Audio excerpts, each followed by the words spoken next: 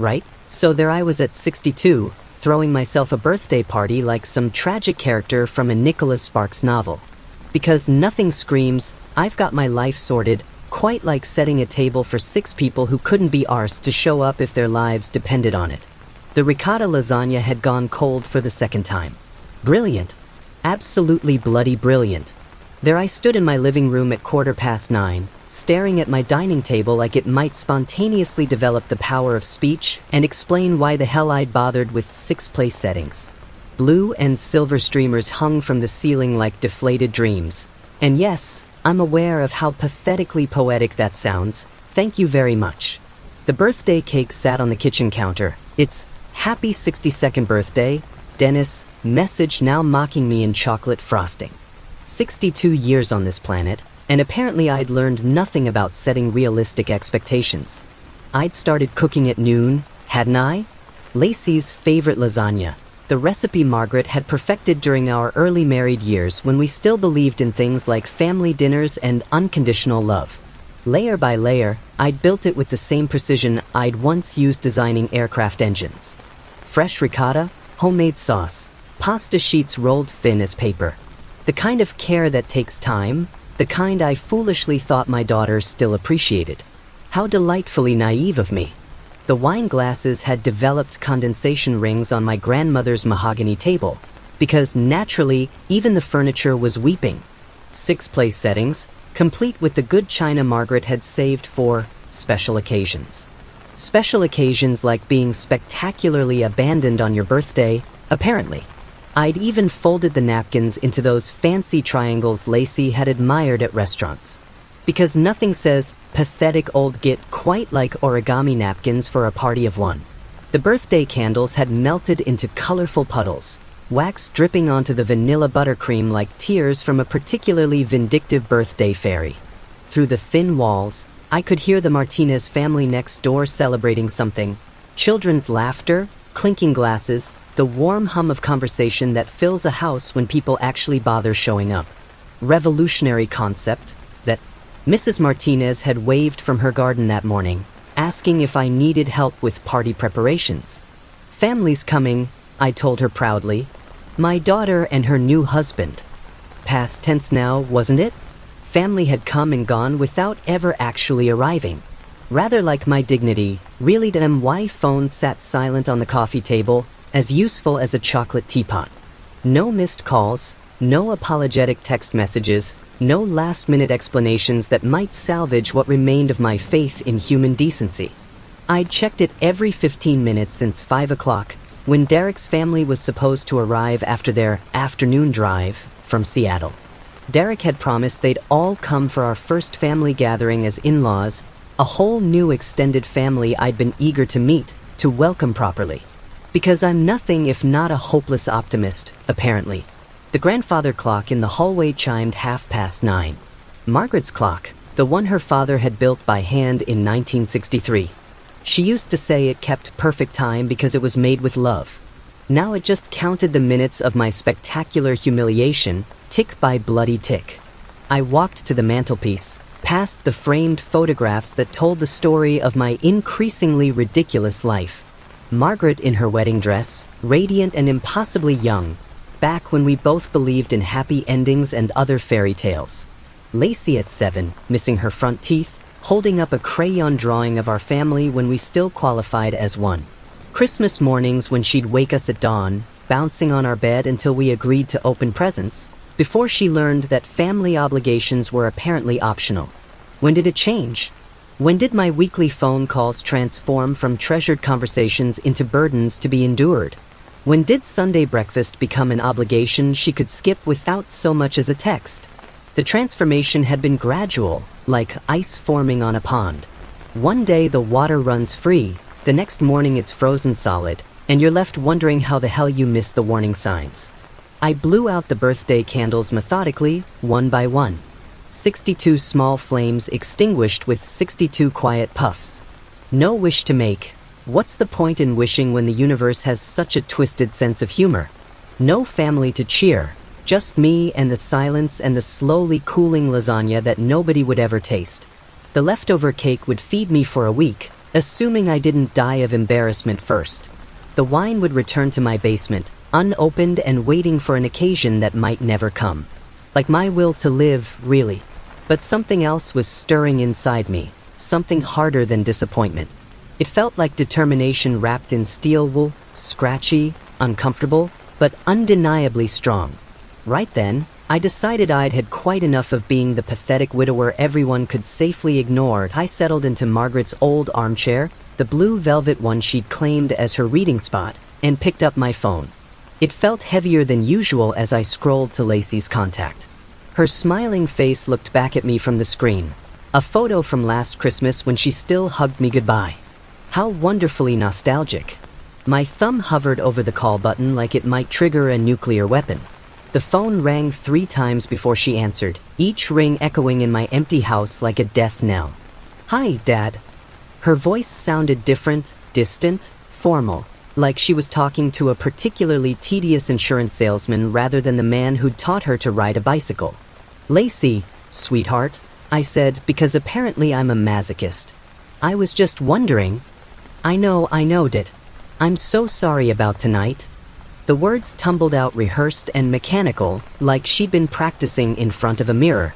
In the background, I heard something that sounded suspiciously like Hawaiian music, soft, tropical, and thoroughly damning. There was an emergency at Derek's work. Last-minute crisis. We completely forgot to check our calendars.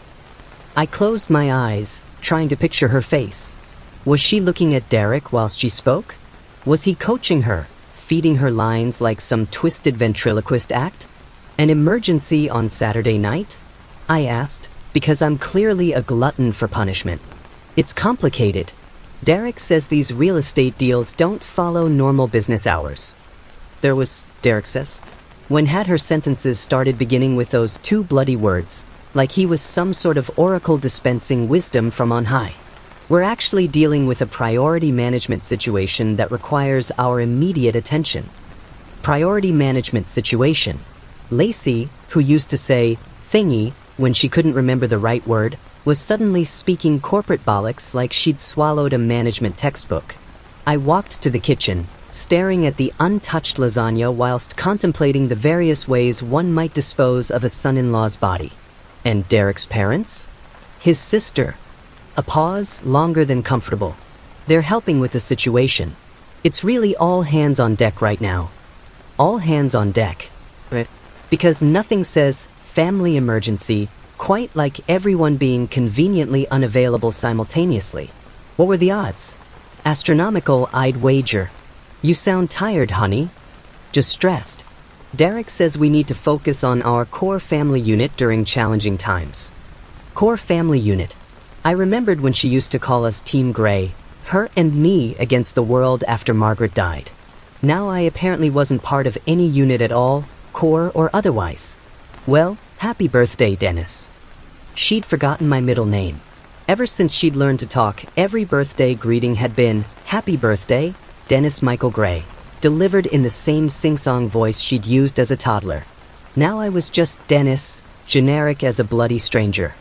"Thank you," I replied, my voice staying admirably steady considering I was contemplating patricide.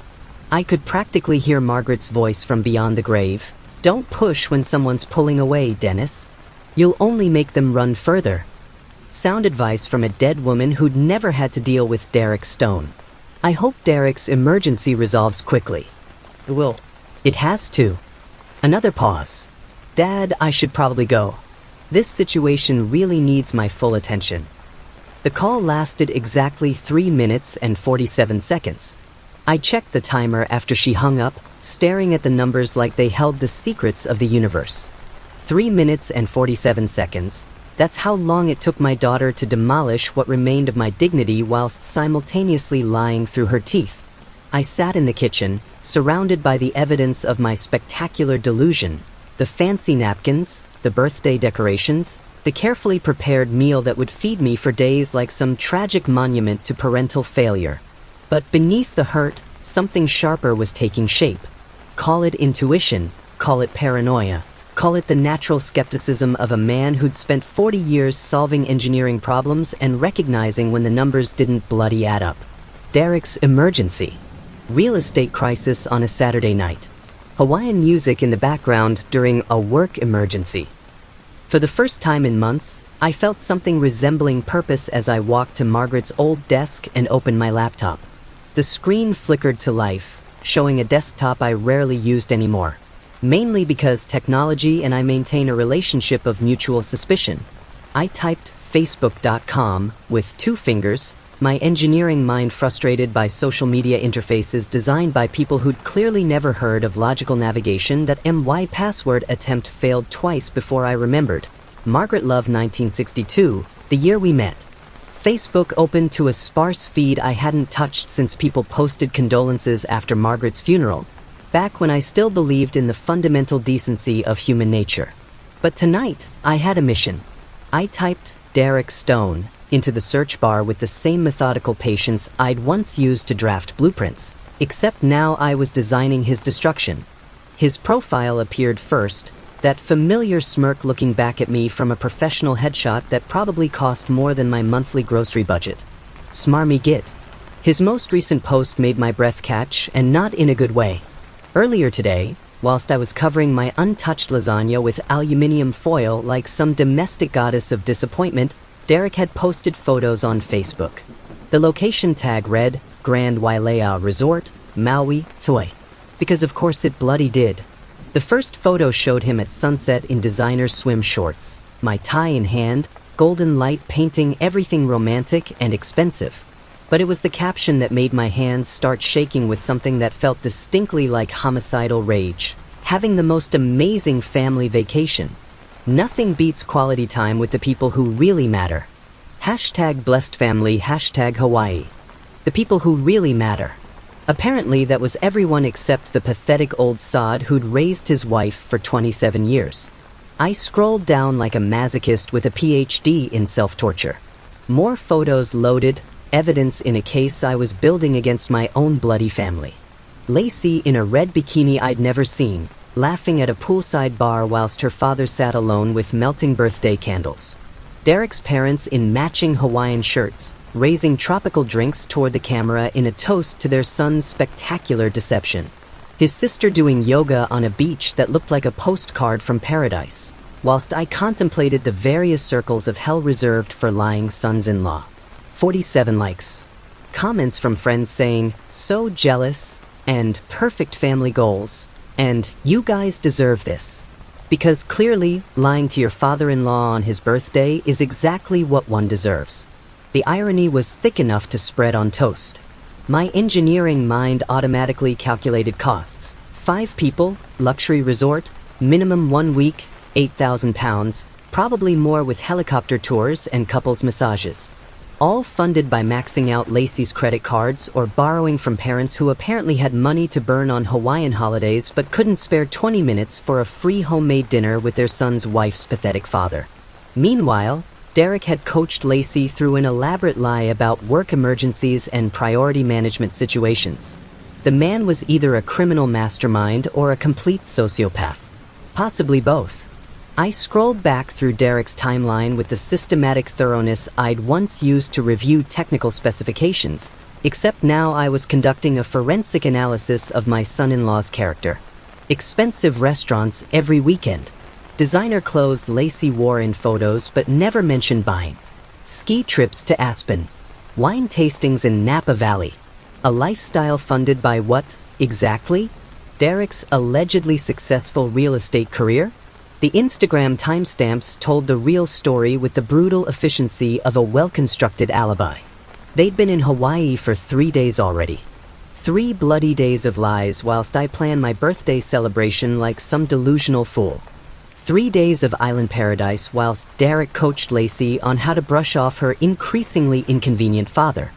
I screenshot each photo methodically, creating a digital folder labeled Family Vacation, though evidence of betrayal might have been more accurate. Derek grinning beside a helicopter that cost more per hour than I spent on groceries per month.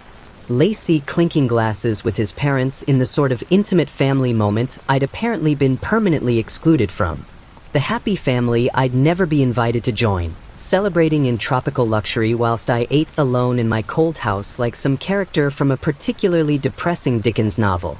The most recent post was timestamped 23 minutes ago. Derek at the resort bar, another Mai Tai, another smug smile, another caption about blessed family time, and making memories with the ones who matter. The ones who matter. The phrase hit like a physical blow, because apparently I wasn't one of them. After 27 years of being Lacey's father, I'd been relegated to inconvenient obligation status. My phone rang, Derek's name appearing on the screen like a summons from hell itself. I stared at it for 2 full rings, watching his contact photo flash, the same arrogant smile from the Hawaii photos, but now it looked different. Predatory. Calculating. The face of a man who'd identified a weakness and exploited it with surgical precision. On the 3rd ring, I answered. Dennis, listen. Derek's voice carried the easy confidence of a man lounging in paradise whilst crushing someone's soul via long distance. I need you to understand something.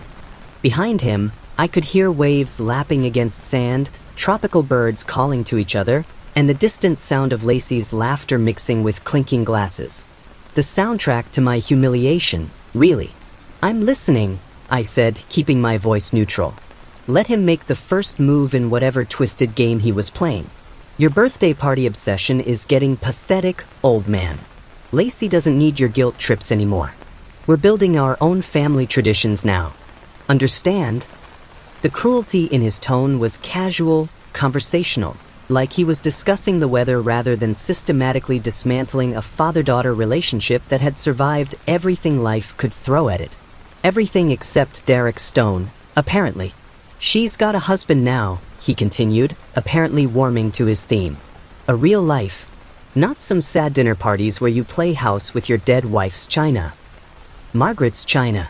The bastard had noticed the place settings in the photos I'd proudly sent to Lacey, showing off my careful preparation. He was using my love against me like a weapon, and I had to admire the efficiency of it, really. Is that right? I said, walking to the mantelpiece and stopping in front of Margaret's photograph. Her eyes seemed to watch me, waiting to see how I'd handle this latest catastrophe. Nobody cares about your birthday, Dennis. Find some friends your own age. Join a book club or something.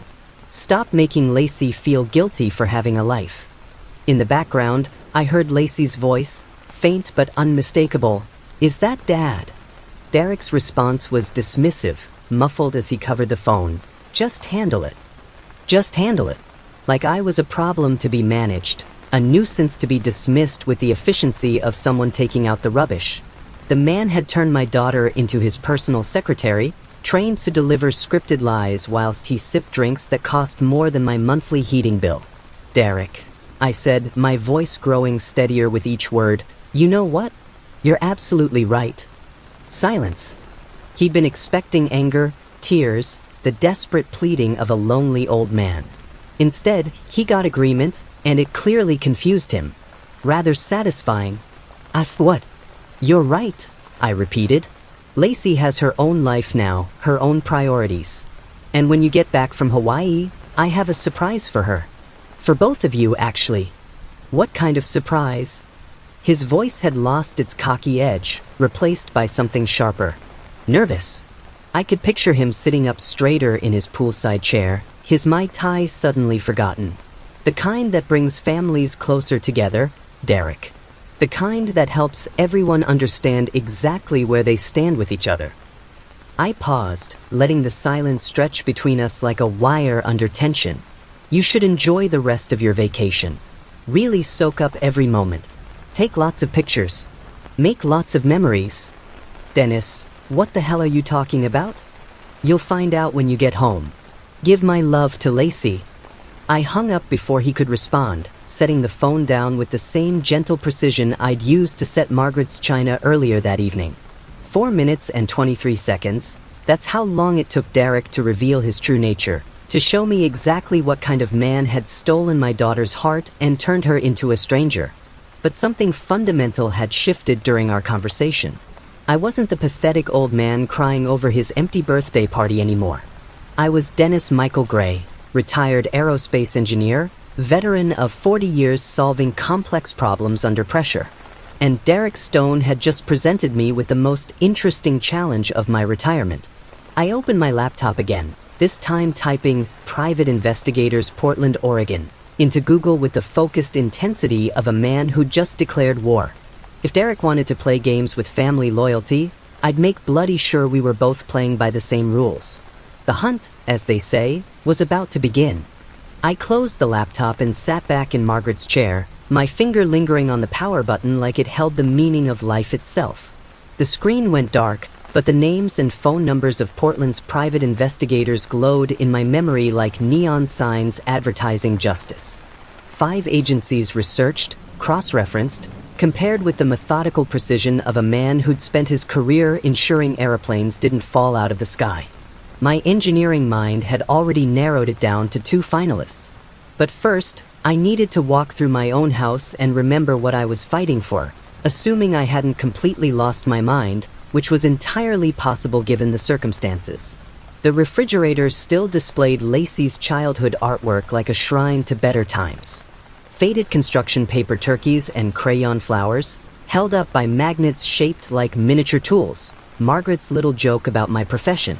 She'd insisted we keep them even after Lacey graduated university. "Someday she'll bring her own children here," she'd said. "They should see their mother's masterpieces." How gloriously naive we'd both been. Her 6th form graduation photo sat on the kitchen windowsill, both of us grinning like complete idiots. She'd insisted on that picture, wrapping her arms around my neck in a hug that lasted through 5 camera clicks. "You and me, Dad," she'd whispered in my ear. "We make a pretty good team." When had that changed? I traced the timeline backward like solving a structural problem, which in many ways it was. 6 months ago, Derek had started suggesting that Sunday brunches were couple time. Apparently my presence was cramping their romantic style. 4 months ago, our father-daughter film nights became immature, according to Derek's psychological assessment.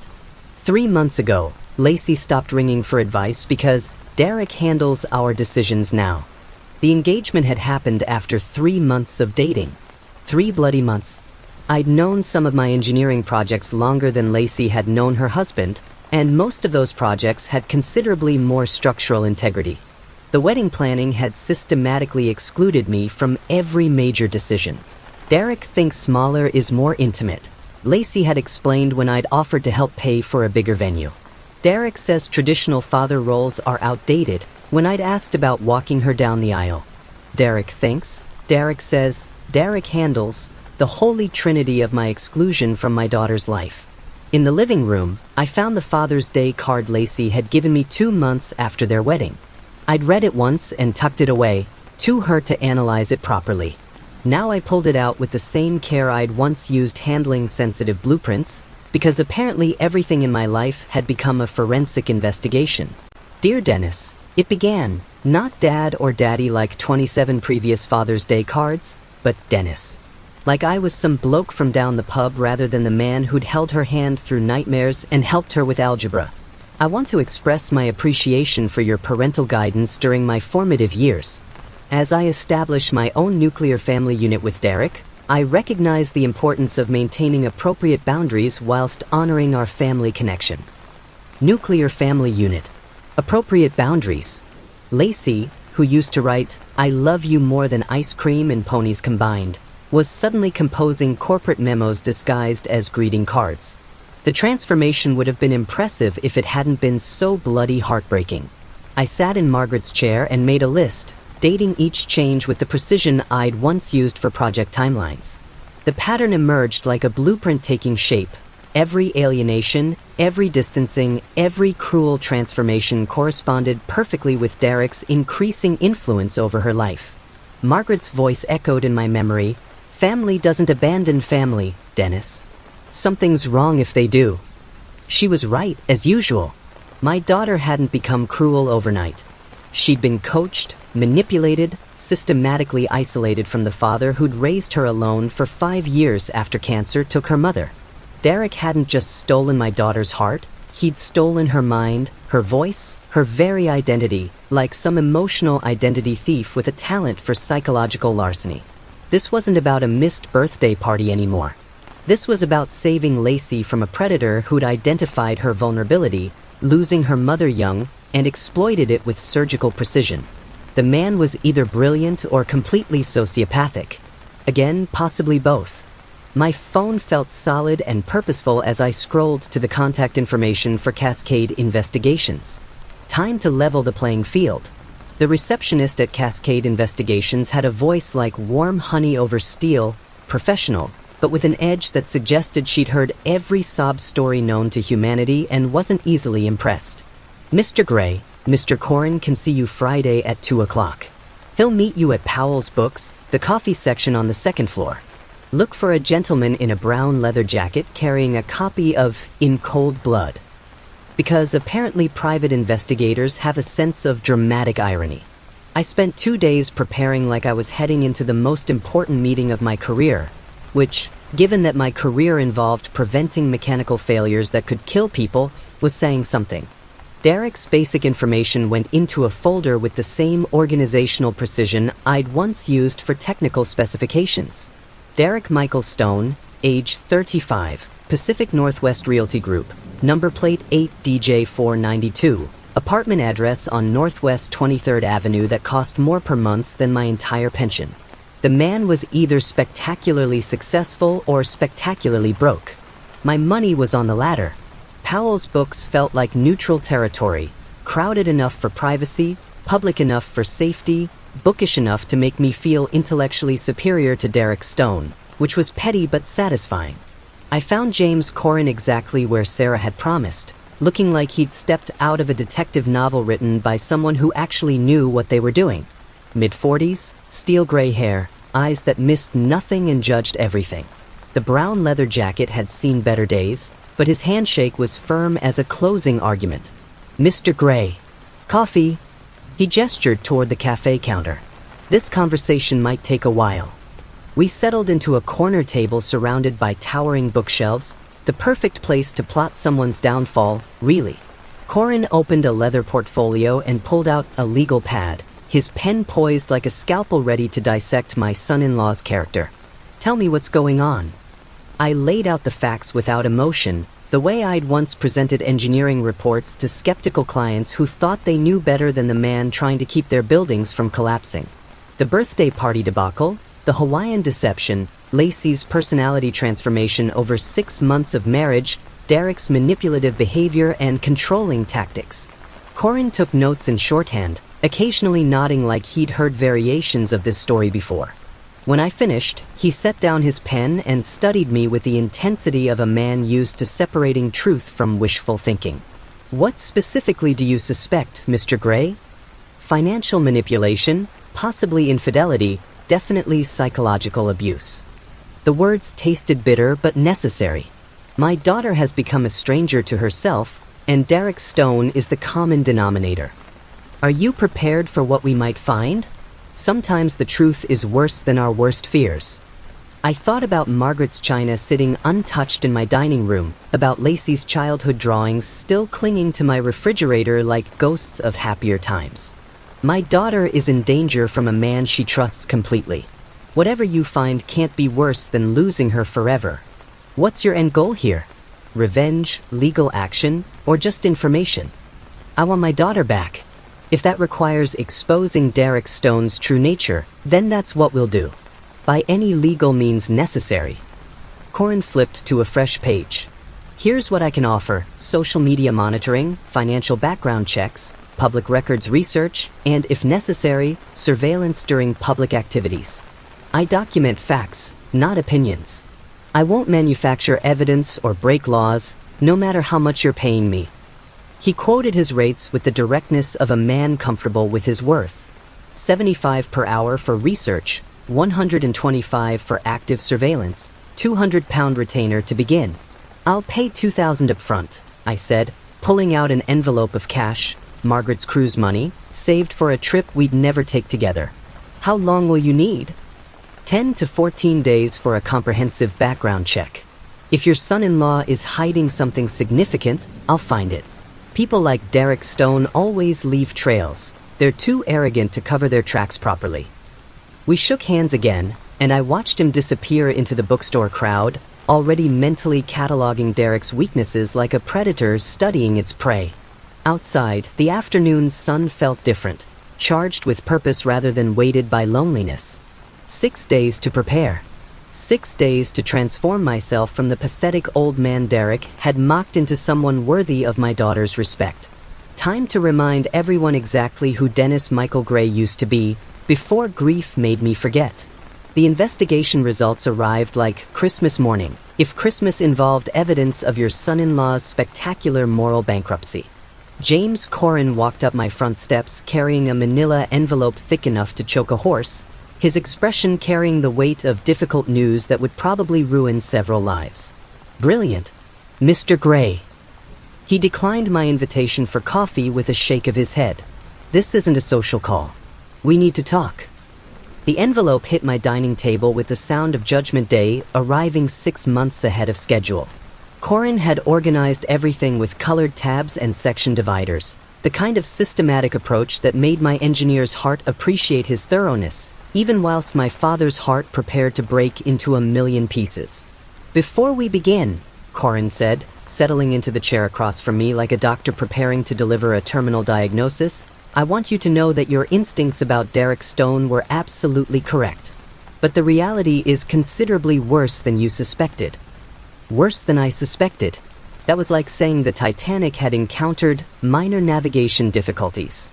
Section A contained Derek's financial records, legally obtained through public databases and credit monitoring services that apparently knew more about people's lives than their own mothers did.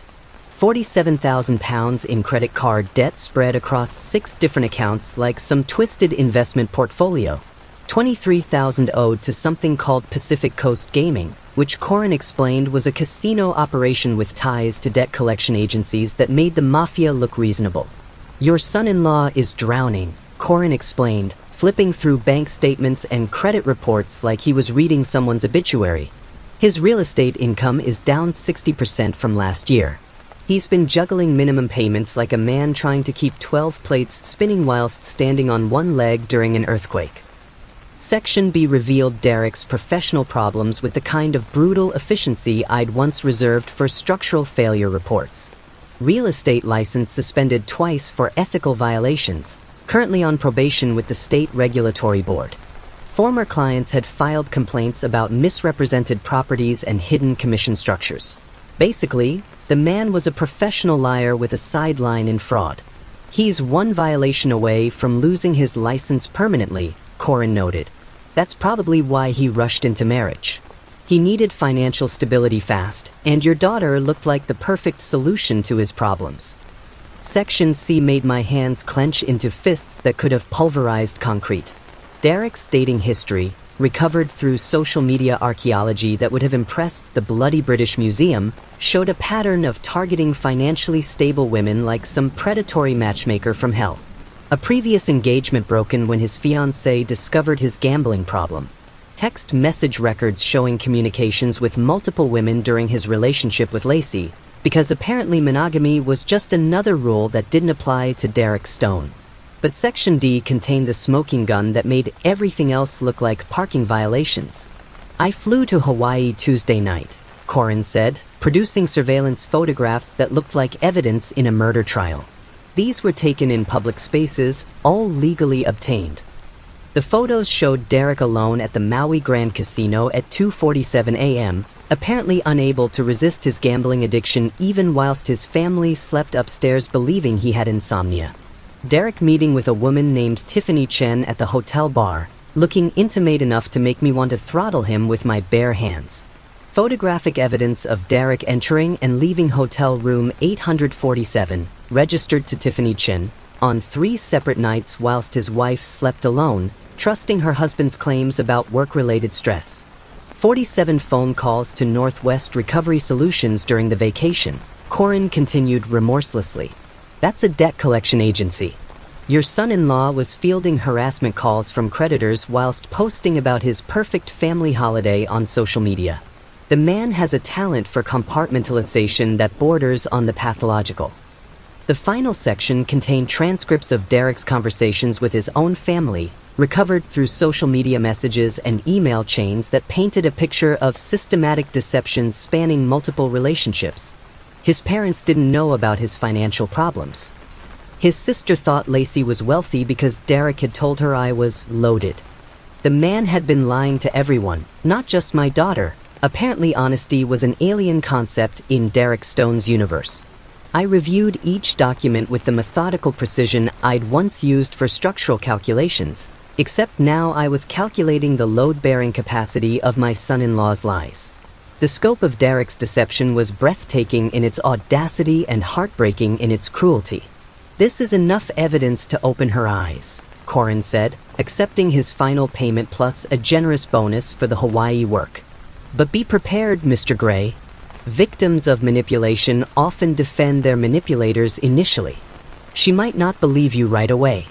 The mind has remarkable ways of protecting itself from truths it isn't ready to accept." After Corin left, I sat alone with the evidence folder, contemplating the various ways one might destroy a man's life using nothing but the truth. My phone displayed the countdown I'd set up like some cosmic doomsday clock. Derek and Lacey returned in 47 hours.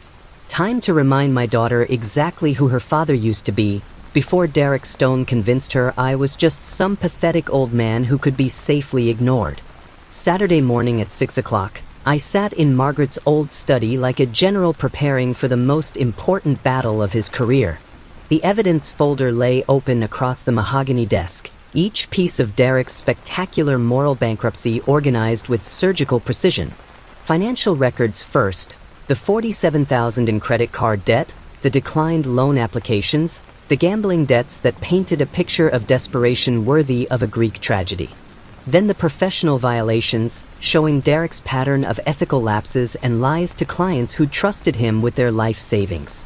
The infidelity evidence would come last, after Lacey had absorbed the financial betrayal. Maximum psychological impact, minimum chance for Derek to deflect or minimize the damage. I'd learned a thing or two about strategic presentation during 40 years of convincing skeptical clients that physics wasn't optional. My navy suit hung pressed and ready in the bedroom, the same one Margaret had bought me for Lacey's university graduation. "You look like a proud father," she'd said that day, straightening my tie with hands that already showed the first tremors of her illness. Today I'd wear it like armor into battle for our daughter's future. I practiced my key phrases in the bathroom mirror, controlling my tone to stay factual rather than accusatory. "Derek, I have something for you." A little surprise, I mentioned. Not angry, not vindictive, just a man presenting evidence with the calm authority of someone who'd done his homework and wasn't particularly impressed with the results. The drive to Portland International took exactly 43 minutes, allowing for Saturday traffic and the existential dread of confronting a sociopathic son-in-law in public.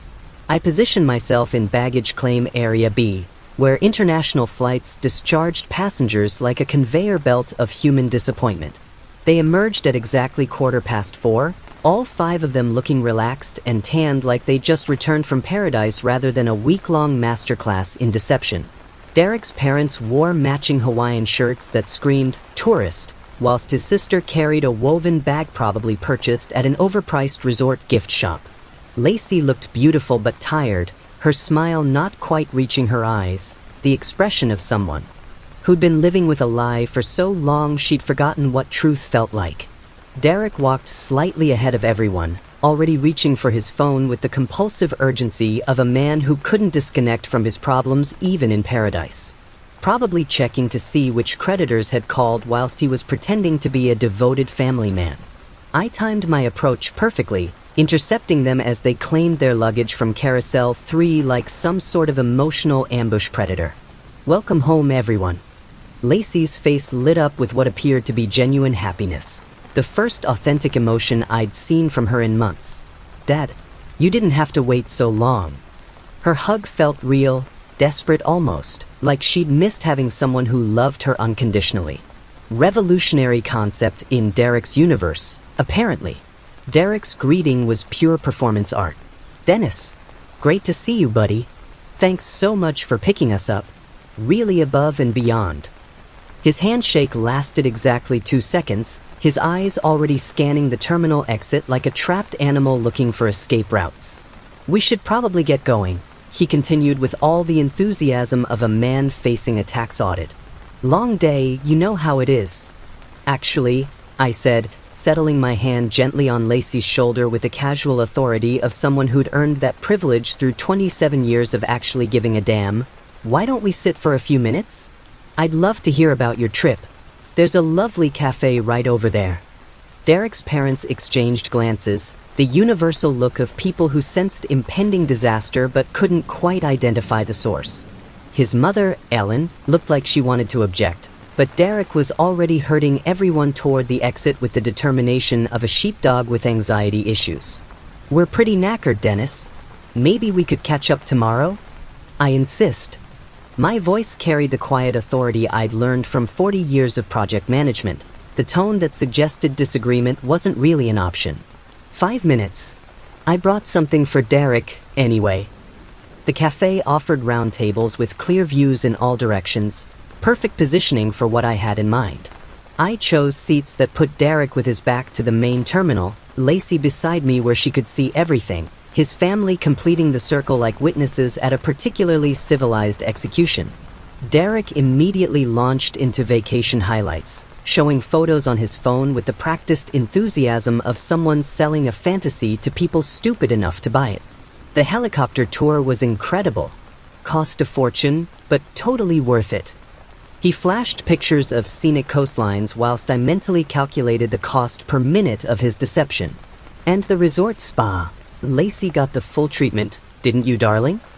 I watched Lacey nod mechanically whilst Derek's mother mentioned, almost casually, Derek spent so much time on business calls, even during family dinners. He must have very demanding clients. Late night work calls too, Derek's sister added helpfully.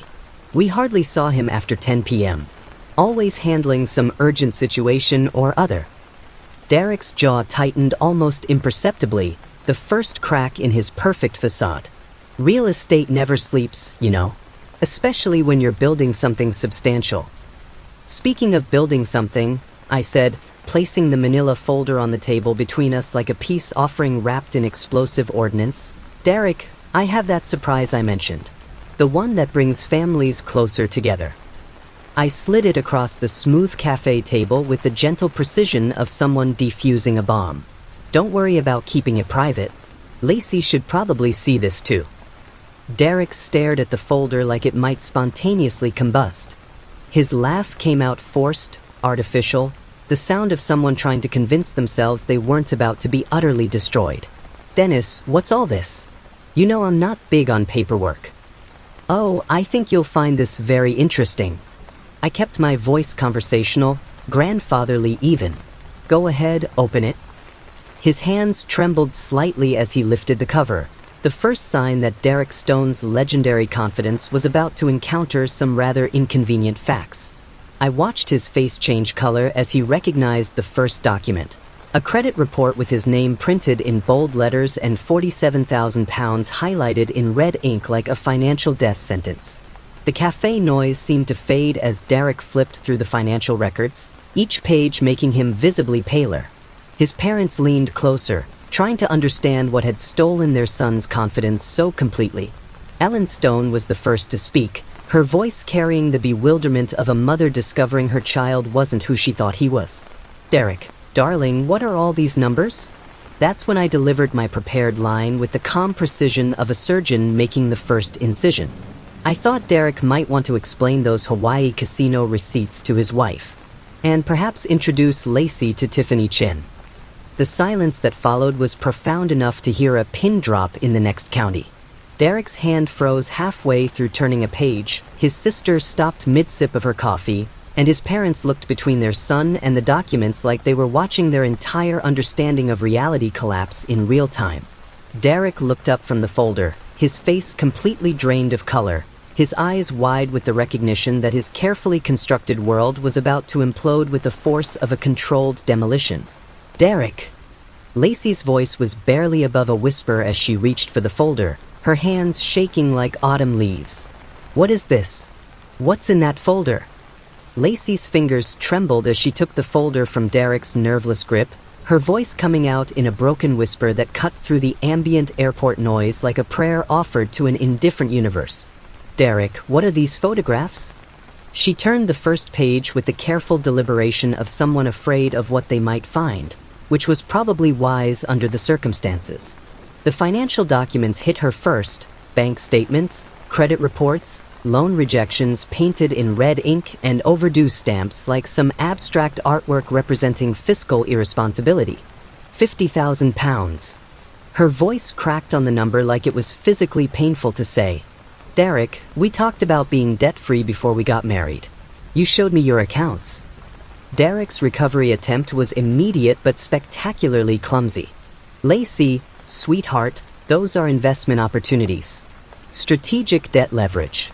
It's complicated business stuff." "Gambling debts to Pacific Coast Gaming," Lacey interrupted, her nursing training apparently having taught her to read documents methodically. "Thank God for professional education. £23,000 to a casino collection agency." His parents recoiled as if the folder contained infectious disease, which in a metaphorical sense, it rather did. Ellen Stone pressed her hand to her mouth with the horror of a woman discovering her son was a stranger. "Derek Michael Stone, please tell me this isn't what it looks like." Derek tried to grab the folder back, but Lacey held it protectively against her chest like it contained the secrets of the universe. Which, in a way, it did. "Those were research visits for my real estate clients," he said desperately. "High-end properties near gaming establishments. Market analysis, really. It's complicated." "At 3 in the morning?" I asked quietly, producing the casino surveillance photos James Corrin had obtained with the efficiency of a professional truth-teller. "Whilst your family was sleeping upstairs, thinking you had insomnia?" Lacey flipped to the hotel photographs, and I watched her world shatter in real time like a slow-motion car crash. Images of Derek with Tiffany Chen at the resort bar, laughing intimately over tropical drinks that cost more than most people's weekly wages. Hotel keycard records showing his access to room 847 on 3 separate nights whilst his wife slept alone, trusting her husband's claims about work-related stress. "Who is she?" Lacey's question came out as a breathless gasp. "Derek, who is this woman you were with whilst I was sleeping in our room?" Derek's desperation escalated into aggression, the predictable response of a cornered sociopath. "This is invasion of privacy. Your father hired some stalker to follow us on our honeymoon. Can't you see what he's doing? He's trying to destroy our marriage because he can't stand that you have a real family now." I reached into my wallet and placed James Corrin's business card on the table next to the scattered evidence with the calm authority of someone presenting exhibits in court. "Everything in that folder can be verified independently. Mr. Corrin is a licensed private investigator with 20 years of law enforcement experience. I rather doubt he'd risk his professional reputation manufacturing evidence against a man he'd never met." Derek's mother was reading over Lacey's shoulder now, her face growing more horrified with each document like she was watching her son's soul being dissected in public. "Derek, these casino receipts, you spent £1,100 in one night. Where did you get that money? And these phone records," Derek's father added, his voice thick with disappointment. 47 calls to a debt collection agency during our family holiday. Son, what have you done? Lacey found the financial analysis section, her nursing precision making her thorough even in crisis, a trait I'd always admired about her professional training. You used my credit cards. My savings account. Her voice was gaining strength now, anger replacing shock like a proper immune response. Derek, we have £18,000 in debt I never knew about. Derek's final desperate gambit came with the artificial authority of a man used to manipulating vulnerable women who'd loved him enough to trust him. Lacey, you need to choose right now. Your husband or your father. Because I won't be married to someone who lets her daddy interfere in our relationship. The ultimatum hung in the air like a challenge to everything Derek had been programming her to believe for 6 months. But something had shifted in Lacey's face. A recognition dawning like sunrise after the longest night of her life. She sat in stunned silence for several minutes, her mind clearly processing information that contradicted months of Derek's systematic manipulation. The wedding ring slid off her finger with surprising ease. Weight loss from stress, I realized, and landed on the cafe table next to the evidence of Derek's betrayal with a tiny metallic sound that seemed to echo through the terminal like a gavel striking wood. 6 months, she said, her voice growing stronger with each word. 6 months of marriage, and this is who you really are. She looked up at him with eyes that had finally seen through his carefully constructed facade. Not the gambling, not even the cheating. The lies, Derek. The way you made me doubt my own father's love. Derek lunged for her arm with the desperation of a drowning man, but I stepped between them with reflexes that apparently hadn't completely deteriorated with age. That's enough. Your father is a bitter old man trying to destroy our happiness. Derek's voice carried across the cafe, drawing stares from other travelers who were getting rather more entertainment than they'd bargained for with their overpriced coffee. Lacey, don't let him poison you against me. Airport security was already approaching, drawn by raised voices and obvious distress. I raised my hand to show we had everything under control whilst addressing the officers with calm authority. Family discussion, gentlemen. Just settling some travel arrangements. Derek's mother grabbed her son by the shoulders, her voice sharp with maternal disappointment. Derek Michael Stone, what have you done to this family? To this sweet girl? Your father and I raised you better than this. Lacey picked up her handbag and turned toward me, her face streaked with tears but her voice steady with newfound conviction. I need to go home now, Dad. To our real home. Derek's desperation finally broke through his calculated facade as his accusations followed us toward the terminal exit, but they sounded hollow now, the desperate protests of a man watching his carefully constructed con fall apart in the most public way possible. You'll regret this, Lacey. You'll come crawling back when you realize what you've thrown away.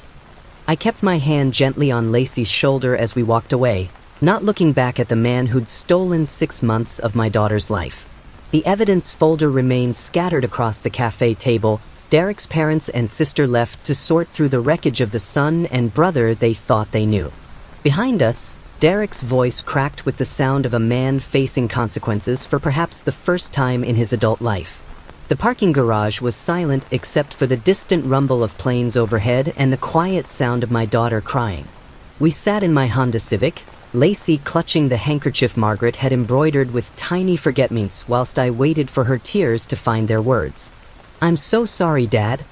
Her voice came out broken, raw with 6 months of suppressed doubt. I'm so sorry I believed him about you, about us. The drive home took 45 minutes, but we talked for what felt like hours. Lacey shared how Derek had convinced her that my love was unhealthy attachment, that grown daughters needed to establish boundaries with controlling fathers. How he'd coached her to see my Sunday brunch invitations as manipulation rather than tradition, my birthday celebration as desperate attention-seeking instead of simple love. He made me write that Father's Day card, she confessed as we pulled into my driveway. Sat right next to me at our kitchen table, editing every sentence. Said traditional sentimental language was emotionally immature. I made her favorite childhood comfort food that evening, grilled cheese sandwiches with the crusts cut off and Campbell's tomato soup, the same meal I'd served when she had bad dreams or scraped knees.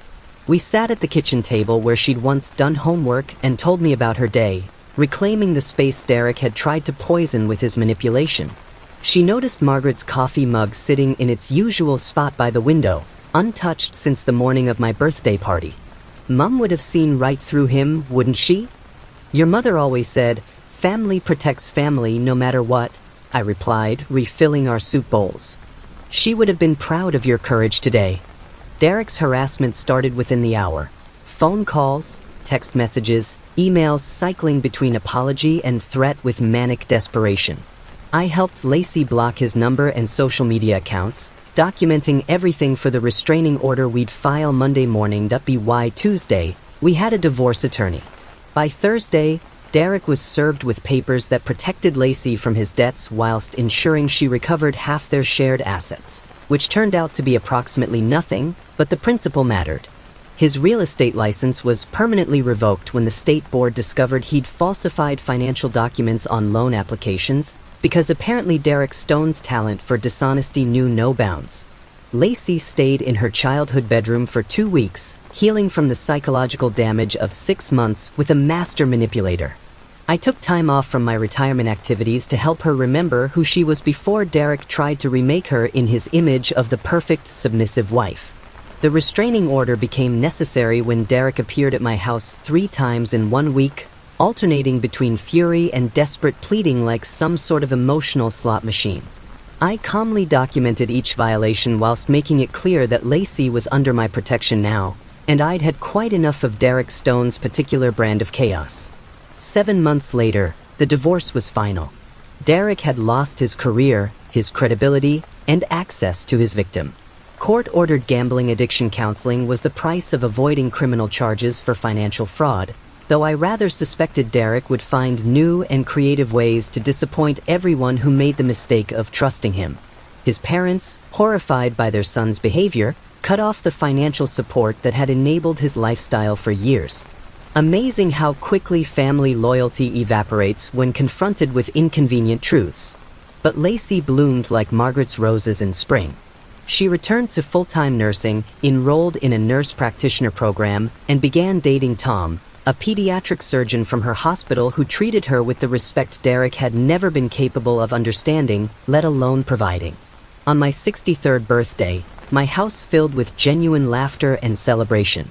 Lacey, Tom, 3 of her nursing school friends, the Martinez family from next door, and James Corrin, who'd become an unexpected friend after proving that some people actually earn their money honestly. Real joy, earned through surviving crisis together. As I blew out 63 candles, I caught sight of Margaret's photo back on the mantelpiece beside a new picture from Lacey's nursing school graduation, both of us grinning like we had when she was 7 years old, before Derek Stone ever existed in our lives. Lacey squeezed my hand as the last candle flickered out. "What did you wish for, Dad?" I looked around the room at the family we'd rebuilt from Derek's ashes, at the daughter who'd found her way back to herself, at the future stretching ahead like an uncharted blueprint waiting to be drawn with considerably more wisdom than we'd possessed the year before. "I wished your mother could see how strong and beautiful you've become," I said, meaning every word. "But mostly, I realized I don't need to wish for anything. We have everything we need right here." Margaret would have been proud of the woman our daughter became, and perhaps even more proud of the man I'd found the courage to be when it mattered most. Sometimes the best revenge isn't elaborate schemes or dramatic confrontations. Sometimes it's simply refusing to let the bastards win. And Derek Stone, wherever he ended up, definitely didn't bloody win.